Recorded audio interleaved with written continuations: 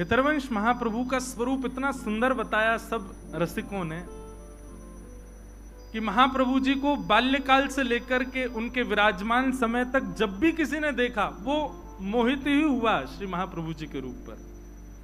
क्यों महाराज जी? जब ठाकुर जी गोपियों को नहीं दिखते थे तब मधुर वंशी ही गोपियों को खींचती थी। तो वंशी तो कब से मधुर है, वंशी तो कब से सरस है,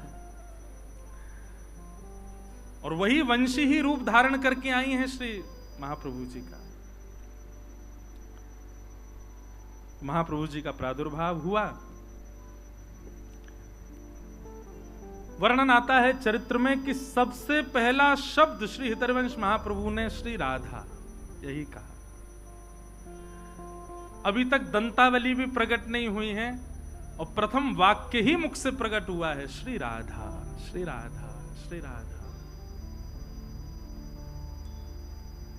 आजकल के माता पिता बालक नेक बड़ा हो जाए तो उससे बुलवाते हैं, बोलो मम्मा पापा चाची चाचा दीदी, नाम बुलवाते हैं। अरे नहीं, बालक जैसे ही आवे, देखो कृष्ण कठिन है वो ना भूल पाएगो, राधा। महाराज जो जिह्वा को तंतु से छुबाते हैं तब ध शब्द का प्रयोग होता है। अगर वो न भी छुबे तो ध शब्द कभी तोतलेपन में नहीं आएगा, राधा। अगर न बोल पाए तो भी, न छुबा के बोल पाए तो भी स्पष्ट ही निकलेगा, राधा। बालकों से सबसे पहले श्री किशोरी जी का नाम उच्चारण करवाओ, निश्चित ही उस बालक में कोई को नाम आगे हो। अनायासी सर्वप्रथम नाम महाप्रभु जी ने अपने मुख से श्री राधा किशोरी जी का कहा। खेलते हैं राधा, बैठते हैं राधा, चलते हैं राधा। अरे कहां कहें, अभी बोलना ही नहीं आता, कुछ मांगते भी हैं मैया से तो राधा राधा राधा ऐसे ही बोलते हैं। राधा ही नाम जानते हैं और कुछ जानते ही नहीं है। श्री प्रियादास जी वही बात तो कह रहे हैं कि महाप्रभु जी की स्थिति कैसी है। हितजू की रीत को लाखुन में एक जाने, राधा ही प्रधान मानो पाछे कृष्ण ध्याई। हित जी की स्थिति है। धीरे धीरे आप थोड़े थोड़े बड़े होने लगे, गुटमुन चलना प्रारंभ किया। आज तक ठाकुर जी की लीला तो खूब गाई, खूब सुनी, अब रसिकों की लीला सुनो। गुटमुन चल करके जाते और जहां पिताजी श्री राधा मोहन लाल जी की सेवा कर रहे हैं वहां जाकर के बैठ जाते। इनके पिताजी के ठाकुर जी का नाम क्या था? राधा मोहन लाल। वहां बैठ करके अपने पिताजी की सेवा का दर्शन करते थे, कैसे सेवा कर रहे हैं। अब नन्हे से बालक को कहां भाव आता है, कहां प्रेम उमड़ता है। परंतु जैसे अभी महाराज जी आपने एक भाव का अनुभव किया होगा कि बड़े हो जाने पर जब प्रेम प्रकट होता है ना तो मुख की आकृति बिगड़ती नहीं है और अश्रु आ जाते हैं। जब आप भाव में रोते हो तो मुख की आकृति नहीं बिगड़ती, आप प्रसन्न मुद्रा में होते हो और नेत्र सजल हो जाते हैं। ये स्थिति छोटे बालकों में नहीं आती, छोटे छोटे बच्चों में ये स्थिति नहीं होती। पर श्री महाप्रभु जी की स्थिति ऐसी है, वो प्रसन्न मुद्रा में राधा मोहन जी को देखते और नेत्रों से अश्रुपात होता है। मां जब आती देखती तो उनको लगता पहले रोया होगा तब के आंसू ही होंगे, उठा के ले जाती। ऐसे श्री महाप्रभु जी धीरे धीरे बड़े हुए। पिताजी से कहते,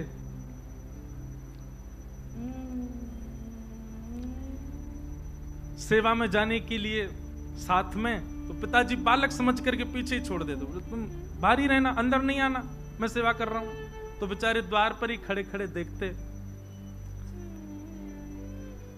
स्थिति ऐसी हुई कि अब सेवा के बगैर रहा नहीं जाता। वंशी तो कैसे रहे ठाकुर के बिना। और महाप्रभु जी के 4 स्वरूप बताए गए हैं।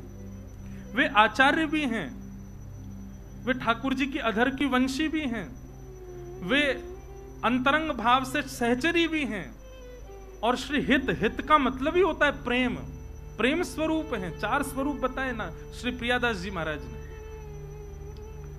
रहें कैसे सेवा के बिना? सेवा ही उनका सर्वस्व, उसके बिना कुछ आता ही। पिताजी नहीं प्रवेश करने देते तो बाहर चले जाते, बच्चे तो खेलते थे, महाप्रभु जी बैठे बैठे राधा राधा राधा चिंतन करते। उनका खेल ही सेवा है। प्रिया प्रियतम का अंतरंग विलास ही वैष्णवों की सेवा, उनका खेल ही वही है, उनकी दिनचर्या ही वही है, उनकी रहो बस, दोनों युगल सरकार प्रसन्न रहो, इसी में ही हमारा सुख। महाराज एक पद में पढ़ रहा हूं कुछ दिना पहले, तो वह पद में और जैसे ही ठाकुर जी गए तो ठाकुर जी को पटकाऊ उरझ गो, श्री जी भी उरझ गई, ठाकुर जी भी उरझ गए, तो सब सखियां अपने स्थान से उठ गई, अरे दोनों उरझ गए चलें तो। तभी ललिता विशाखा सखी ने सब रोक लिया, बोले सुनो उर्झे ही रहने दो इन्हें, बोले उर्झे ही रहेंगे तो कम से कम नेत्रन के सामने तो रहेंगे, सूरज गए तो कहीं और चले जाएंगे, उर्झे ही रहने दो। अब ये कितनी अंतरंग बात है, ये महलों की चर्चा है, बाहर वाले इनको बताना पड़ेगी यह बात की, महलन की चर्चा। महल में क्या होता है ये महल वाले ही जानते हैं, बाहर घूमने वाले बस अंदेशा लगाते रहते हैं ये चल रहा होगा। ये सब चर्चाएं अंदर भीतर की हैं, ये कौन समझे। तो रसिक जनों का खेल, रसिक जनों का जीवन, रसिक जनों की दिनचर्या केवल सेवा है ठाकुर जी की, उसके अलावा कुछ कर ही नहीं सकते वो।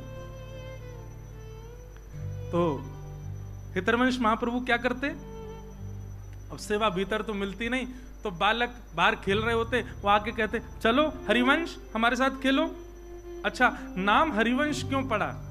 क्योंकि जब नरसिंह श्री इनके जो बड़े भैया थे नरसिंह आश्रम जी, जब इन्होंने कहा कि ठाकुर जी ने आज्ञा दी है कि तुम्हारे वंश में भगवान की वंशी ही प्रकट होंगी पुत्र रूप धारण करके, याद रहे तुम्हारा वंश वर्धन होने वाला नहीं था, हरि ने वंश बढ़ाया है, इसलिए अपने बालक का नाम हरिवंश रखना।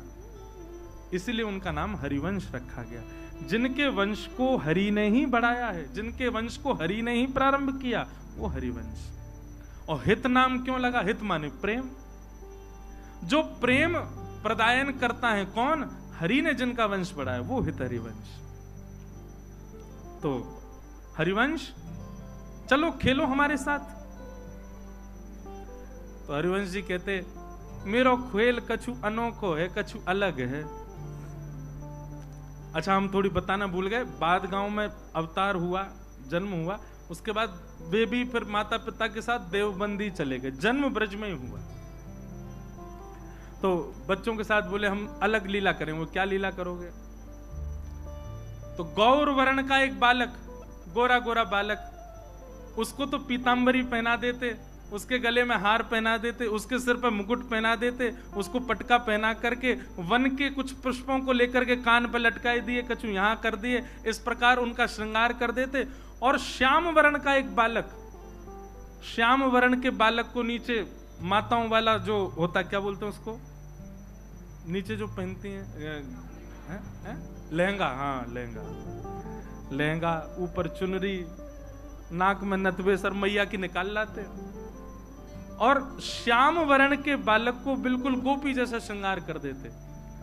मतलब मन में भाव क्या आता कि किशोरी जी तो आज पीतांबरी पहन करके, मुकुट पहन करके घूम रही हैं और श्याम सुंदर सखी बन करके घूम रहे हैं, ऐसी भावना आती उनके। परिवर्तित श्रृंगार कर देते। उनके श्रृंगार को ठाकुर जी स्वीकार करते थे। कैसे? यहां श्री व्यास मिश्र जी भोग की थाली लेकर के आए और श्री राधा मोहन लाल जी के सामने जैसी पधराई और पर्दा करके गए। थोड़ी देर बाद जैसे ही पर्दा हटा करके भोग उठाने लगे, भोग उठाते ठाकुर जी को देखा, सो क्या पाया कि ठाकुर जी तो गोपी बने हुए हैं चुनरी ओढ़ करके, और किशोरी जी जो है उन्होंने मुकुट धारण कर रखो। परिवर्तित श्रृंगार उनकी सेवा में हो जाता। व्यास मिश्र जी बोले मैंने तो सुबह श्रृंगार किया था, मुकुट तो मैंने ठाकुर जी को धराया, ये ठाकुर जी चुनरी ओढ़ के काई को बैठे हैं और ये किशोरी जी मुकुट धारण करके बैठी हैं। श्रृंगार परिवर्तित कर दिया, दोबारा से ठीक किया। पता नहीं कहां दिमाग रहता, आजकल बुढ़ापा आ गया है।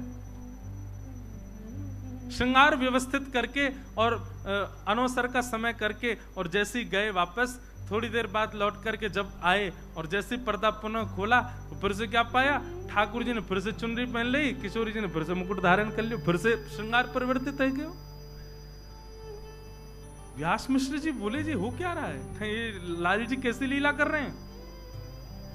तभी आपकी दृष्टि बाहर गई और बाहर खिड़की से झांक करके आपने देखा तो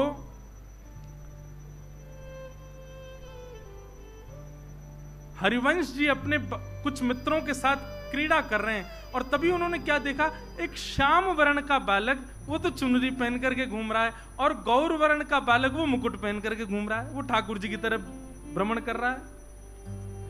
तब व्यास मिश्र जी को अनुभव हुआ कि सेवा के लिए जिद करता है लाला, हम मना करते हैं तो बाहर जाकर के सेवा ही खेल रहा है, और इसकी सेवा देखो कैसी अंगीकार कैसी स्वीकार कि ये बाहर श्याम वर्ण के बालक को गोपी बनाए तो हमारे ठाकुर सेवा के गोपी बन जाते हैं। ऐसी उनकी लीला, ऐसी उनकी सेवा। बंधुओं एक बात कहें, कभी गोविंद देव जी में अगर आपको परिवर्तित श्रृंगार का अनुभव होगा निश्चित, कभी परिवर्तित श्रृंगार का अनुभव होगा एक क्षण के लिए, जब हो जैसे हो बस वही समय पकड़ लियो कि आज प्रत्यक्ष खड़े हैं सामने। वैसे तो प्रत्यक्ष नित्य ही है ठाकुर जी। यही मारे तो रसिकन की कथा, भैया ये कथा बहुत महंगी है, महंगी मतलब बहुमूल्य कथा है, दुनिया में कथा है, ये सब सारी कथा महंगी है पर ये बहुत ज्यादा महंगी है। यहाँ वही आ रहे होंगे जो हृदय से बहुत धनवान है, जिनको हृदय अधिकारी होगा वही या कथा में आ रहा हो, क्योंकि ऐसे रसिक जन बैठ करके कथा सुन रहे हैं। महाराज जी अभी चौका लगाओ, अब छक्का और लगाएंगे एक हैं? अच्छा एक बात, ये तो मार रहे हैं चौका छक्का, कैच पकड़वेगी तो मैं खड़ा हूं, मैं बाउंड्री पार जान नहीं दूंगा, पकड़ के गा दूंगा। बोलो राधा सरस बिहारी लाल की। महाराज जी तो मुंह कुंज में ले गए, अब मैं कहां से सुनाऊं आगे के भाव। उलझ गए दोनों। तो बस ऐसी भाव समाधि में श्री हरिवंश जी रहते हैं बाल्यकाल से, बचपन से। बंधुओं एक दिन ऐसी लीला घटी, एक दिन ऐसा मन में भाव आया कि पुराने काम श्री हृदयवंश महाप्रभु बालकों का श्रृंगार कर देते थे।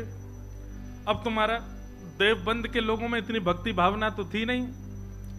जब बालक लौट के अपने घर जाते, माताएं देखती चुनरी ओढ़ के घूम रहा है, महाराज पकड़ करके दो चार उसमें धर देती। बोले कहां जाता है, क्या करके आता है? सखी बना घूमता है। अरे मेरा मित्र हरिवंश वो तैयार कर देता है रोज मुझको।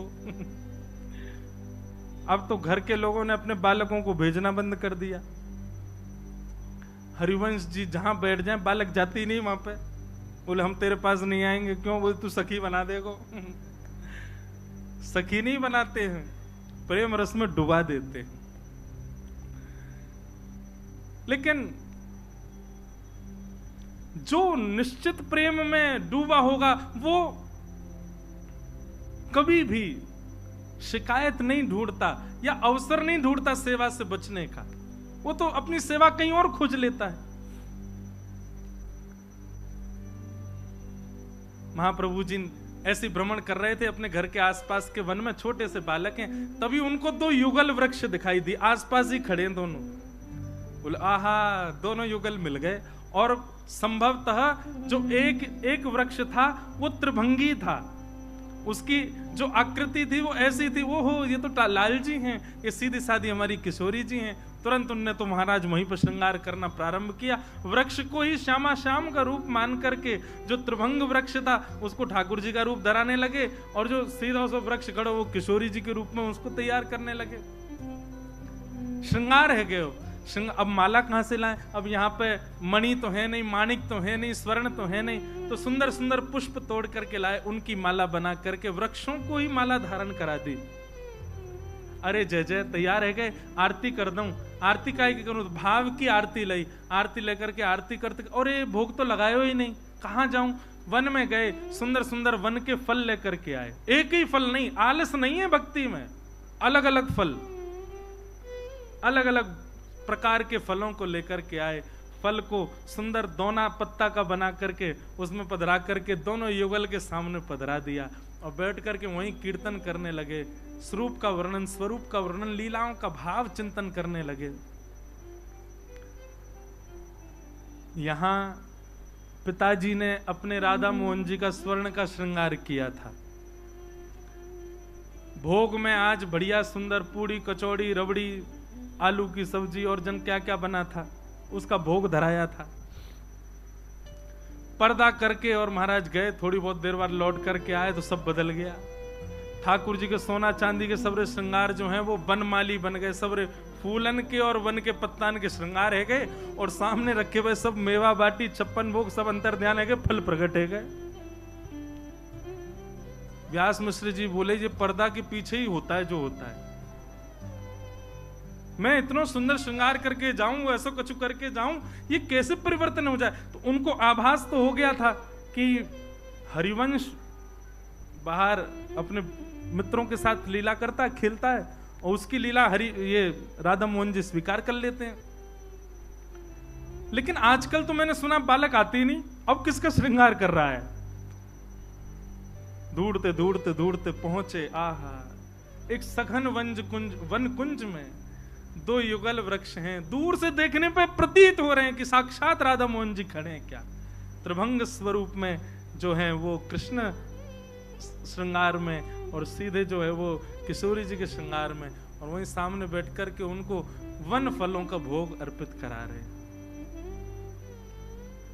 दृश्य देख करके आनंदित हो गए। ऐसी उनकी सेवा।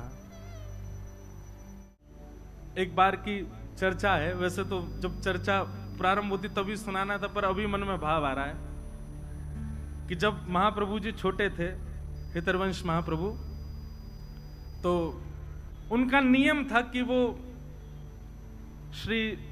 उनके पिताजी श्री व्यास मिश्र जी, उनके अर्चा के ठाकुर जी थे श्री राधा मोहन जी।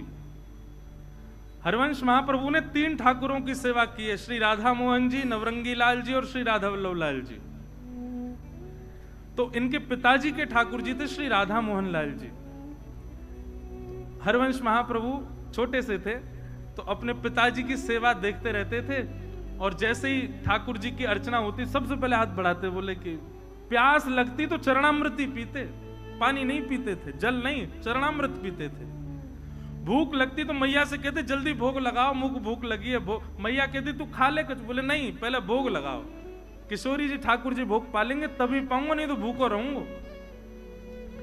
एक ऐसी लीला चर्चा सुनाई जाती बड़ी मधुर कि एक बार छोटे से हैं हरिवंश जी, रात्रि में बहुत जोर की भूख लगी और महाराज उठ करके बैठ गए, रोने लगे जोर जोर से। रोते रोते मैया से कहे, बोले मैया मुझको भूख लगी, कछु पवाओ। पिताजी मुझको भूख लगी, कुछ खिलाओ। जैसे आजकल के बालों को कुछ भी दे दें तो ऐसे ही कुछ ले आए, बोले लो खा लो। बोले नहीं पहले भोग लगाओ। माता जी पिताजी बोले रात के 1:30 बज रहे हैं, 2 बज रहे हैं। अब उस समय घड़ी तो नहीं होगी, पर हाँ ये कही होगी अर्धरात्रि हो रही लाला। ठाकुर जी शयन कर रहे हैं, उनको उठा के भोग कैसे लगाए? बोले नहीं नहीं नहीं मुझे तो भूख लगी है। अब बोले इसको भूख लगी है और ठाकुर जी को उठा नहीं सकते, खाएगा भोग ही। दूध ला करके रख दिया, बोले ले इसको पी ले। महाप्रभु बोले नहीं पहले ठाकुर जी का भोग लगाओ।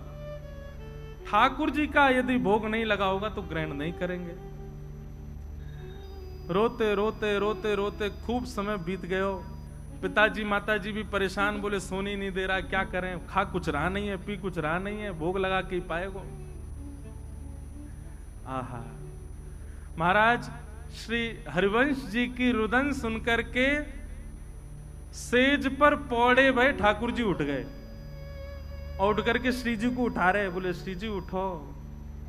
सेवा के राधा मोहन जी श्री जी बोली क्या हुआ, अभी तो उठवे को समय ना है भयो, अभी तो भोर ना भई, अभी तो मंगला को समय ना भयो, आप काय को उठाए रहे हो? बोले रुदन ना सुन रही, हरिवंश बालक रो रहे हो बहुत जोर से। श्री जी बोली काय को रो रहे हैं हरिवंश जी? बोले भूख लगी है। अब वाको तो नियम है, वो तो हमारो ही शीत प्रसादी पावे, हमारो ही चरणामृत ग्रहण करे, हमारो ही चरणोदक प्राप्त करे, वाके अलावा तो कुछ लेवे ना। रात्रि में बालक छोटो भूख लगी आई है।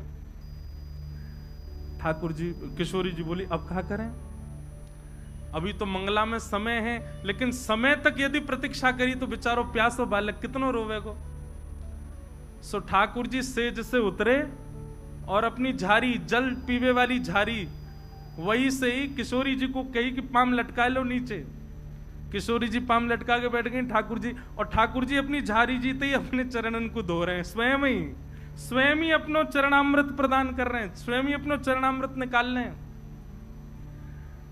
पास में बंटा भोग रखो, ठाकुर जी गए बंटा भोग उठा के लाए, खोल करके किशोरी जी के मुख में पवायो और स्वयं पायो, वहां को भोग निकाल करके सामने धर दियो।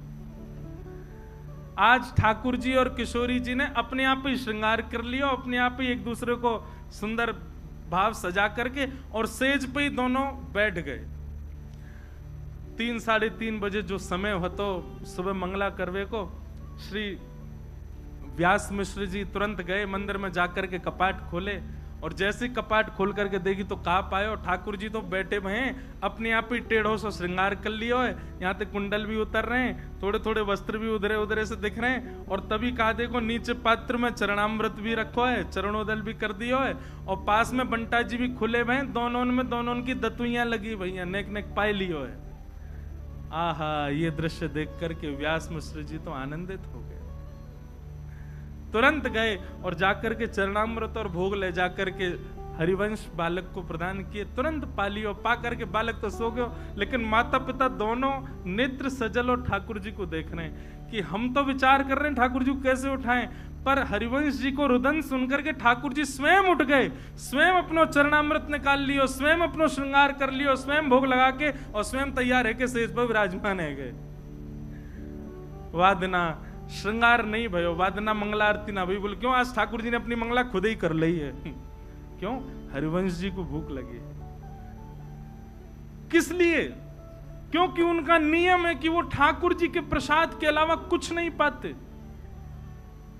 इसीलिए श्री भक्तमाल जी में कह रहे हैं, सर्वस महाप्रसाद प्रसिद्ध ताके अधिकारी।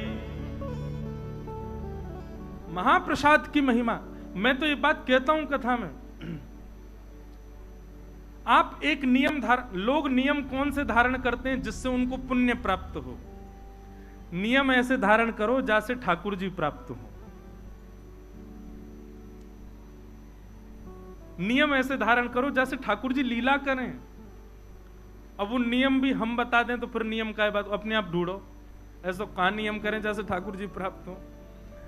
महाप्रसाद पावे को एक नियम ये श्री महाप्रभु जी से आप सब सीख सकते हैं। क्या? आज के बाद जो ठाकुर जी को अर्पित नहीं है उस वस्तु को लेना ही नहीं है, ग्रहण ही नहीं करना है। चाहे भूखे रहे आएंगे, चाहे प्यासे रहे आएंगे, पर जो ठाकुर जी को भोग ना लगाई गई हो, जो ठाकुर जी को ना पधराई गई हो, ऐसी वस्तु को अस्वीकार करो। ये नियम आप धारण कर लो, श्री महाप्रभु जी से यही सीख लो, उसी की कृपा से ठाकुर जी प्रकट हो जाएंगे। अब धीरे धीरे पिताजी को विश्वास होने लगा कि भाई इनमें भक्ति जागृत हो गई, अब इनको धीरे धीरे सेवा में लाया जाए। तो पिताजी उनको लेके तो आते, पर ठाकुर जी का स्पर्श नहीं करने देते, बालक के कहीं गिर नहीं दे, बालक के कहीं कोई त्रुटि ना कर दे। खड़े हो जाओ, आज तुम एक काम करना। बोले क्या? वो ठाकुर जी को गर्मी ना लगे, पंखा की सेवा करना, बीज ना डुराओ ठाकुर जी को। जो सेवा दे देते इतनी निपुणता से करते, सौभाग्य मानते, चलो कुछ तो मिला सेवा में। पिताजी श्रृंगार कर रहे होते, महाप्रभु जी के मन में आता कि बताऊं, ऐसे नहीं ऐसे करो, लेकिन बेचारे बोलते तो पिताजी हमको बताओगे, खड़े रहो। मन ही मन विचार करते, बोले जल्दी से मुझे बड़ा करो, मुझे सेवा करनी है आपकी। पिताजी तो छूने ही नहीं देते। लेकिन जहां जैसा भाव मिलता उसको स्वीकार करते, पिताजी जो आज्ञा करते उसको स्वीकार करते। एक दिन अब बीजना डुरा रहे थे श्री ठाकुर जी को। ठाकुर जी बैठे हैं, बीजना करते करते करते करते करते भाव समाधि में प्रवेश कर गए। उस दिन शरद पूर्णिमा थी, और शरद पूर्णिमा को वंशी ना बजे ये कैसे हो सकता है? वो तो प्रमुख दिन है। उसी दिन तो प्रथम बार ठाकुर जी ने प्रेम की वंशी बजाई। बाकी के दिन तो ठाकुर जी वंशी बजाते थे, पर अपनी प्रेमास्पदों के लिए और अपनी ब्रज की सब सहचरियों के लिए वंशी तो ठाकुर जी ने पूर्णिमा, शरद पूर्णिमा को ही बजाई है। शरद पूर्णिमा का दिन था, श्वेत वस्त्र पहने हैं, श्वेत मुकुट धारण, रास के लिए तैयार हुए ठाकुर जी। श्वेत मुकुट धारण किया है, श्वेत ही कुंडल हैं, श्वेत ही आवरण हैं, और आज तो ठाकुर जी का सारी सामग्री भी श्वेत ही श्वेत बनाई है। ठाकुर जी को प्रसादी भी उस दिन श्वेत ही पधराई जाती है। सब ठाकुर जी श्वेत ही श्वेत पाते हैं। और श्री महाप्रभु जी सेवा में खड़े हैं, करते करते करते करते अब मानसी की स्थिति आने लगी। मानसी की स्थिति क्या है? नेत्रबंद हो जाते हैं, और नेत्रबंद में एक कुंज प्रकट हो जाती है। उस कुंज में श्यामा श्याम विचरण करते हुए दिखते हैं, और उसी सेवा में अपने आप को भी देखने लग जाए साधक, उसी को मानसी सेवा करते हैं, मानसी सेवा कहते हैं। और याद रखिएगा, ये रसिक त्रिवेणी श्री हितरिवंश महाप्रभु, स्वामी श्री हरिदास जी महाराज और हरिनाम व्यास, ये तीनों मानसी के उपासक हैं। प्रत्यक्ष सेवा करते हैं, पर उससे भी ज्यादा अधिक मानसी सेवा करते हैं। नेत्र बंद करके हृदय कुंज में श्यामा श्याम को लाड़ लड़ाते हैं। ठाकुर जी बोले, अरे हित सजनी, आनंद ना आए रहे हो? जय जय, कहा सेवा करूं? बोले मुझको तीन ही तो सेवा भामे। बोले कहा? बोले पहले तो साज श्रृंगार, मेरो श्रृंगार खूब रज रज के करो। आज मैं लग तो चोखो ही रहे हूं, खूब सुंदर श्रृंगार धारण कराया हो तुम्हारे पिताजी ने।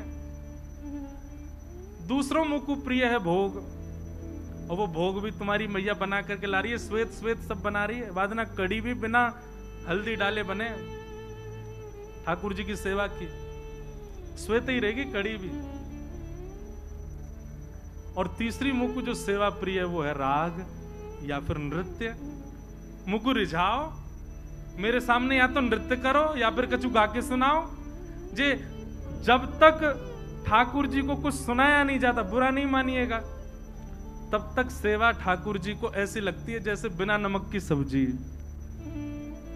आपने मसाले तो खूब डाले, आपने घी तो खूब भरपूर मात्रा में डाला, आपने बढ़िया सब्जी को पकाया, सब कुछ सिद्ध किया, लेकिन नमक नहीं डालो, तो जितने मसाले डले, जितनी सामग्री डली, उन सब का कोई प्रयोजन रह पाएगा? नहीं।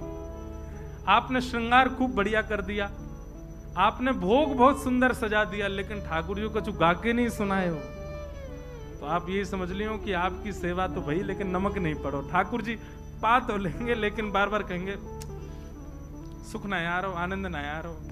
इसलिए भैया राग बहुत जरूरी है। अब महाराज जी उनकी बात आती है जिनको राग गाने ही नहीं आते, वो क्या करने?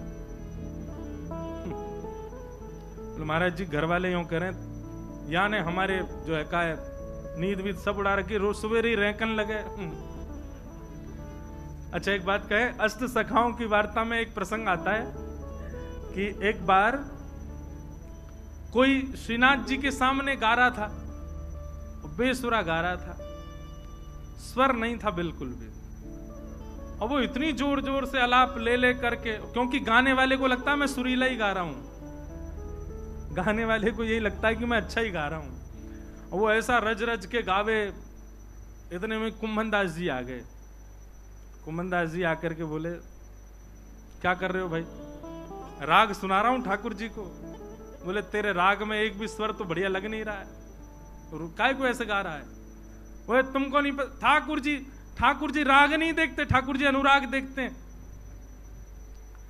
कुंभन दास जी बोले, वो बात तो ठीक है, ठाकुर जी अनुराग देखें, लेकिन भाई मुझको एक बात बता, जिसके स्वर से इंसान नहीं रीझ रहा, उसके स्वर से परमात्मा कैसे रीझेगा?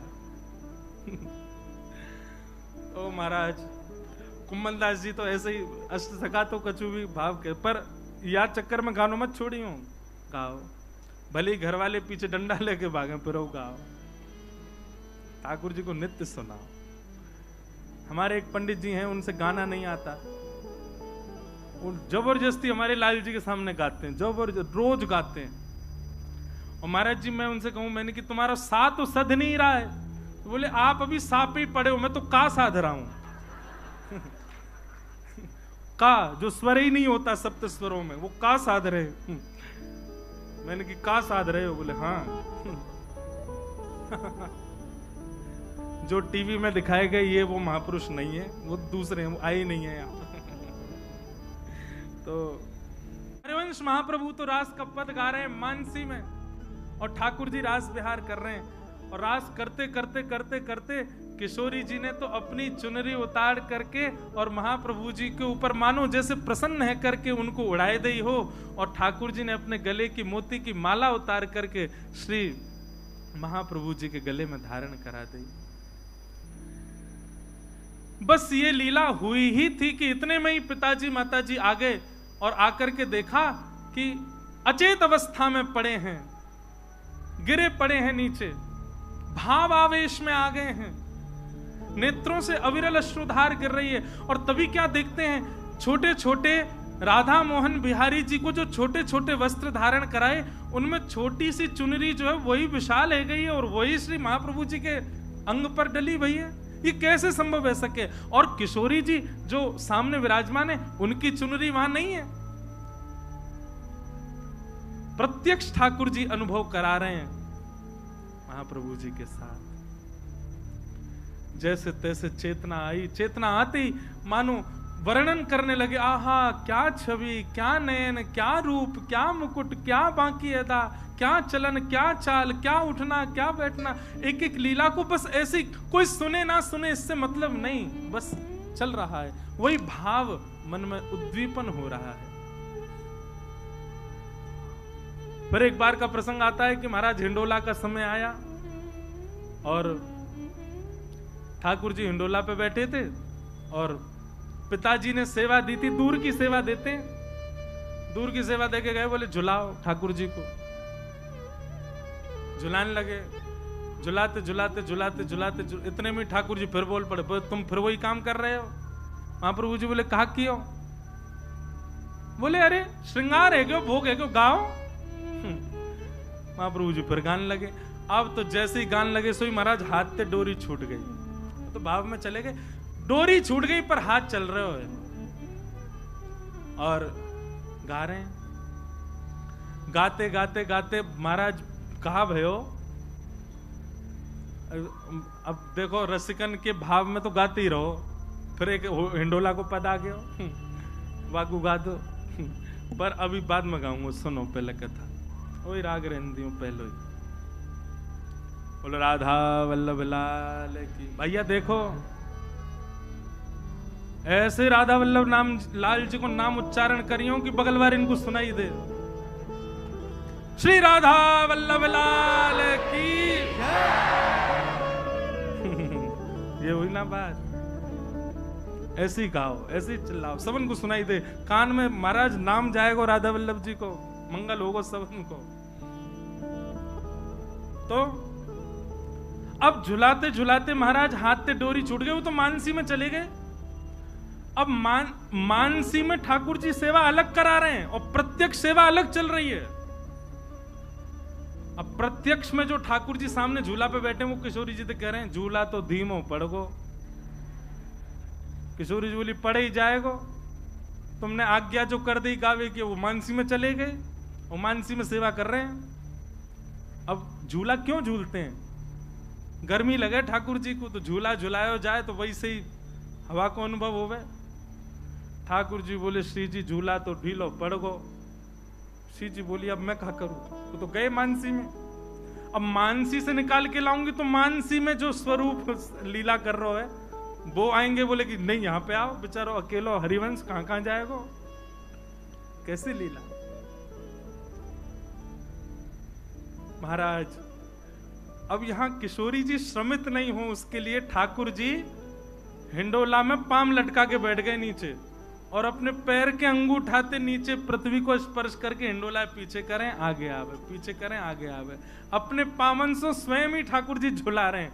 स्वरूप सरकार जिनकी सिर्फ राधा मोहन लाल जी पामन सो ही अपने झूला को आगे पीछे झुला रहे हैं। अब तो झुलाते झुलाते झुलाते पामन ते टेक दे दे करके ठाकुर जी तो थक गए। बोले मैं तो हार गो। छोटे से ठाकुर जी बेचारे इनमें शक्ति नेक्सी सी रहे, नेक्सी से लाल जी थक गए। ठाकुर जी पसीना आगे कहा करें। सो ठाकुर जी ने तो अपने पीताम्बर वगैरह उतार करके सब धर दिए नीचे। बोले मुझे तो बहुत जोर तो पसीना आ रहे हैं। अब जैसे ही वस्त्र उतार के धरे इतने में ही व्यास जी आ गए। व्यास मिश्र जी आकर के देखे तो महाराज डोरी छूटी भैया, बस हाथ हिल रहे हो हरिवंश जी को, लेकिन झूला बाकायदा अपनी गति पे ही चल रहे हो। और तभी झूला में विराज रहे युगल सरकार को देखो तो महाराज ठाकुर जी तो नंगम नंगा वस्त्र नीचे पड़े। बोले ये वस्त्र कैसे उतर गए इनके। हरिवंश जैसे स्पर्श किया महाराज भाव समाधि टूट गई, नेत्रों से आंसू गिरने लगे। बोले क्या सुंदर छवि, क्या सुंदर भाव, झूला पे विराज रहे युगल सरकार, कैसो सुंदर। ऐसी स्थिति हो गई। पिताजी समझ गए। बोले स्थिति ऊंची हो गई। अब संग में बैठाने लगे। बोले चलो सेवा करो, ठाकुर जी को ऐसे सजाओ, जे करो। अब हरिवंश महाप्रभु तो मानसी में श्रृंगार करते थे और मानसी में उनको जैसा श्रृंगार दिखता वो वैसा धराने का प्रयास कर। पिताजी नहीं ऐसे नहीं, ये करो, ऐसे नहीं, ये करो। अब हरिवंश जी बोले श्री जी कृपा करो, मुझे सेवा कर नहीं दे रहे और मेरा मन होवे बार बार मैं आपकी सेवा करूं।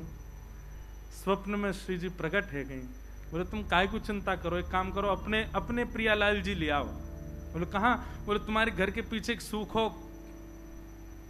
एक कुआ है, वहां में हमारा एक स्वरूप है, जाओ जाके ले आओ। महाराज विचार नहीं किया, तुरंत उठ करके दौड़े। जल नहीं था उसमें, कूद पड़े सूखे कुआं में। सब लोग चिल्लाने लगे अरे हरिवंश बालक कूद गया, हरिवंश बालक कूद गया। भीतर तो गिरे, लेकिन जब सबने झांक करके अंदर देखा तो नवरंगी लाल जी को अपनी गोद में लिए हरिवंश जी, सूखा कुआं था उसमें जल आ गया और जल की परत पर ही बैठे हैं, वो जल ही लेकर के श्री हरिवंश जी को ऊपर आ रहा है। नवरंगी लाल जी, बोलो नवरंगी लाल बिहारी की। श्री राधा नवरंगी लाल जी को लेकर के श्री हरिवंश जी पधारे। अब तो अपने ठाकुर जी आ गए। पिताजी आप अपनी सेवा अपने मन मुताबिक करो, हम अपनी करेंगे। और अपने ठाकुर जी की अपने मन से सेवा करने लगे। कोई और काम ही नहीं है, पूरे दिन सेवा में ही लगे रहते हैं। और वैष्णव का बंधु यही है, वो हरि से विमुख कोई काम कर ही नहीं पाएगा। आप क्षमा करें, ठाकुर जी की भक्ति भी करते हो और बाहर के कामों में भी बहुत निपुण हो तो निश्चित है कि भक्ति में चूक कर रहे होंगे। और भक्ति में यदि निपुण हो तो निश्चित है बाहर के कामों में आपसे चूक बनती ही बनती होगी। इसका मतलब ये नहीं जबरदस्ती अपने काम बिगाड़ो। बाहर के काम ने बोले महाराज जी कह रहे चूक बने तो समझो घर की भक्ति बढ़ रही है। अनायास होगा। गांव के लोग सब आते, बोले आप एक काम करो, ये बालक पूरे दिन नवरंगी लाल जी में ही लगा रहता है, उन्हीं की सेवा करता है, या को ब्याह कर दो, ब्याह कर दो, पत्नी आके बुद्धि ठिकाने लगाएगी। महाराज जी वास्तव में ऐसा होता है, ऐसा होता है। जो लोग मना कर रहे हैं उनकी पत्नियां देख लें उनको। कई लोग हाँ करें, नहीं सही बात है, बुद्धि तो ठिकाने लग जाती है। बोले ब्याह कर दो। और महाराज सब लोगों के बहुत कहने पर अब हरिवंश जी को ऐसा तो कुछ था नहीं कि अपनी कोई विशेष इच्छा हो। एक ही भाव कहा होगा कि भैया देख लो, दो दो सेवा हैं घर में, संभालने वाली हो तो करा दो ब्याह। तो श्री रुक्मणी बाई नाम की एक कन्या, उनसे श्री हितरवंश महाप्रभु का विवाह संपन्न हुआ। विवाह मंगल हुआ। विवाह के उपरांत दोनों युगल की सेवा करने, जैसे महाप्रभु जी वैसी उनकी गृहिणी, वो भी सेवा करने लगी। अब गांव के लोग बोले अब क्या करोगे? बोले अब तो पहले अकेले ही सेवा करता हूं, अब दोनों ही लगे रहे सेवा में, घर बार पे कोई ध्यान ही नहीं, सेवा में ही लगे रहते हैं। आप श्री के 4 संतान हुई। श्री वनचंद्र जी, कृष्णचंद्र जी, गोपीनाथ जी और चौथी कन्या हुई साहेब दे। 3 लाला और 1 लाली। बाल्यकाल में ही किशोरी जी ने दीक्षा दे दी थी महाप्रभु जी को। उनको पत्र पर ही जो अपना निज मंत्र है वो निज मंत्र दिख गया था। सो रहे थे वृक्ष के नीचे, तभी वो निज मंत्र दिखा, तो मंत्र देख करके उनको लगा कि पता नहीं भ्रांति हो मेरी। तब किशोरी जी प्रकट हुई, प्रकट होकर के वही मंत्र सुना दिया। तो महाप्रभु जी की गुरु आचार्य कौन है? हित संप्रदाय के जो आचार्य हैं वो हमारी श्री किशोरी जी हैं, राधा रानी। उन्हीं से ही यह वंश प्रारंभ हुआ, यह परंपरा, गुरु परंपरा प्रारंभ हुई। अब हम थोड़ा शीघ्र करें, राधा वल्लभ जी को प्रकट करा दें, फिर कल प्रसंग में इनके सेवकों की कथा सुनेंगे। 4 बालक हुए, वनचंद्र जी, कृष्णचंद्र जी, गोपीनाथ जी और चौथी कन्या हुई। आप श्री खूब आनंद से सेवा करते थे, बालक भी सेवा भाव में आ गए थे, पत्नी के साथ खूब आनंद। पर देखो ठाकुर जी और किशोरी जी कब कहां क्या लीला कर दें कोई पता नहीं है। एक दिन किशोरी जी ने स्वप्न में आज्ञा की, हरिवंश जी अब बहुत दिन हो गए, धाम से दूर हो आप। लीला प्राप्त हो गई, नाम प्राप्त हो गया, लेकिन धाम अभी बाकी। योजना बनाकर के आपका जन्म तो ब्रजमंडल में हो गया था, पर अब बाकी का शेष जीवन ब्रज में व्यवस्थित करो। व्यज ब्रज को व्यवस्थित करना है, ब्रज को पुनर्उत्थापित करना है, इसलिए आप कृपा करके अब ब्रज प्रस्थान करो। तुरंत उठ करके बैठ गए। पत्नी ने कहा क्या हो गया, इतनी रात आप कैसे? बोले देवी अभी अभी आज्ञा हुई है श्री जी की और तुमको स्वीकार करना पड़ेगा। क्या? अब हमें वृंदावन जाना है, ब्रज प्रस्थान करना है। बोले हम भी चले साथ? बोले नहीं, अब वहां हम कहां रहेंगे, कहां जाएंगे, क्या खाएंगे, क्या, हम तो कैसे भी अपना निर्वहन करेंगे, पर ये बालक हैं, सबका ध्यान रखना। और सबसे बड़ी बात नवरंगी लाल जी की सेवा है, सेवा कैसे वहां लेके जाएंगे? आप यहीं रह करके अब इनकी सेवा करो और हमको आज्ञा दो, हम वृंदावन जा रहे हैं। देखो कैसी लीला घट जाती है, कब कहां क्या हो जाए कुछ पता नहीं। अपने घर से निकल पड़े हरिवंश जी और जा ही रहे थे तो मार्ग में शाम हो गई। एक गांव पड़ा चित्थावल, वहां आप रात्रि में एक वृक्ष के नीचे लेटे थे। तभी किशोरी जी, श्री जी का भाव आवे तो समझो दोनों युगल सरकार। श्री जी ने आकर के आज्ञा कर दी,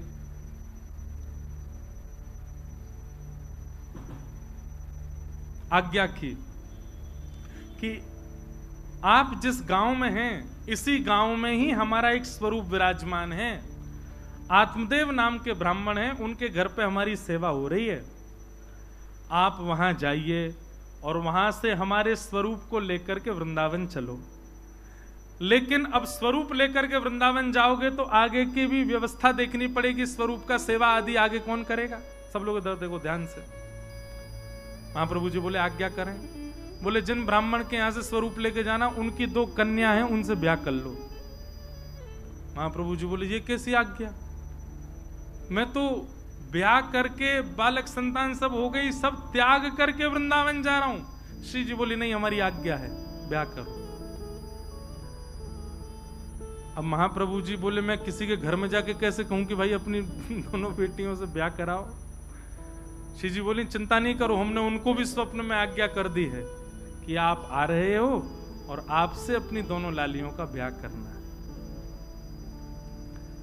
आत्मदेव जी को ठाकुर जी कैसे मिले ये तो मैं कई बार कथाओं में बता चुका हूं। महादेव की आराधना की, महादेव प्रसन्न होकर प्रकट हो गए, आत्मदेव से बोले वरदान मांगो, क्या चाहिए? बोले आपके पास आपकी सबसे बहुमूल्य रत्न जो हो मुझको प्रदान कर दो। महादेव बोले भैया तू कछु मांग ले, मेरा बहुमूल्य रत्न मत मांग। तो ब्राह्मण को लगा कोई महंगा मणि, कोई रत्न बहुत महंगा कोई वो होगा, इसीलिए मना कर रहे हैं देने से। तो पीछे पड़ गया, बोले नहीं अब तो मुझे वही रत्न चाहिए जिसके लिए आप रो रहे हो। महादेव गए और श्वेत द्वीप में जिनकी निज सेवा स्वयं महादेव करते हैं, ऐसे श्री राधा वल्लभ लाल जी को सुंदर वस्त्र में लपेट करके हृदय से लगाते हुए लाए और आत्मदेव को देख करके वहां से अंतर ध्यान हो गए। तब श्री राधा वल्लभ लाल जी उनके पास पधारे। अब विनवंशी ठाकुर जी का मन नहीं लगा, इसलिए हरवंश जी आए, पूरी लीला हुई। जब योग्य हो गए तब उनको अपने पास बुलाया। जैसे ही दर्शन करने के लिए गए, आत्मदेव जी को भी स्वप्न हो चुका था। आत्मदेव जी ने तुरंत कहा आपका परिचय? बोले हम हरिवंश हैं। नाम सुनते ही कहा मुझे आज्ञा हुई स्वप्न में अपनी दोनों पुत्रियों का आपसे विवाह करना है। और कृष्णदासी और मनोहारी दासी, ये दो कन्याओं के साथ में महाप्रभु जी का विवाह हुआ। और आप फिर श्री राधा वल्लभ लाल जी को गाजे बाजे सहित सुंदर रथ में विराजमान करके नाचते गाते भये, महाराज आनंद कराते भये श्री वृंदावन लेकर के आए। वृंदावन में सबसे पहले ठाकुर जी आए तो सबसे पहला आपका स्वागत सुनरख में हुआ। वृंदावन में सुनरख गांव है, वहां राधा वल्लभ जी का सबसे प्रथम स्वागत हुआ। सुनरख में ठाकुर जी विराज रहे थे, इतने में हरवंश महाप्रभु देख करके आए वृंदावन में कौन सा स्थान उचित है। तभी आतुर हित हरिवंश पुकारो, राधा राधा नाम। आतुर हित हरिवंश पुकारो, राधा राधा नाम। आतुर हित हरिवंश पुकारो, राधा राधा नाम।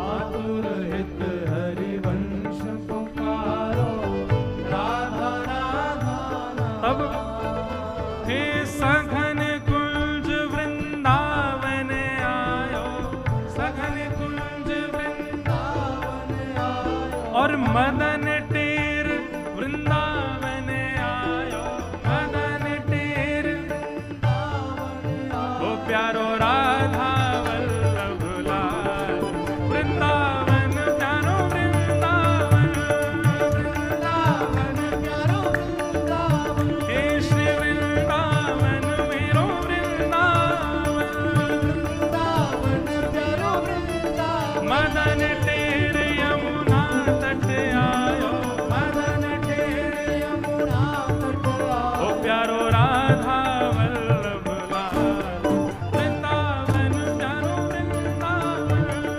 वृंदावन प्यारो वृंदावन। हे श्री वृंदावन मेरो वृंदावन, वृंदावन मेरो वृंदावन। जय जय राधा वल्लभ हित हरिवंश, जय राधा वल्लभ हित हरिवंश। ओ जय जय राधा वल्लभ प्यारो हरिवंश, जय राधा वल्लभ। भुजा उठा के ओ जय जय श्री वृंदावन श्रीवन चंदन, वृंदावन श्रीवन चंदन। ओ जय जय श्री वृंदावन श्रीवन चंदन, श्री वृंदावन श्रीवन चंदन। ओ जय जय राधा वल्लभ प्यारो हरिवंश, जय राधा वल्लभ प्यारो हरिवंश। ओ जय जय राधा वल्लभ श्री हरिवंश, जय राधा वल्लभ श्री हरिवंश।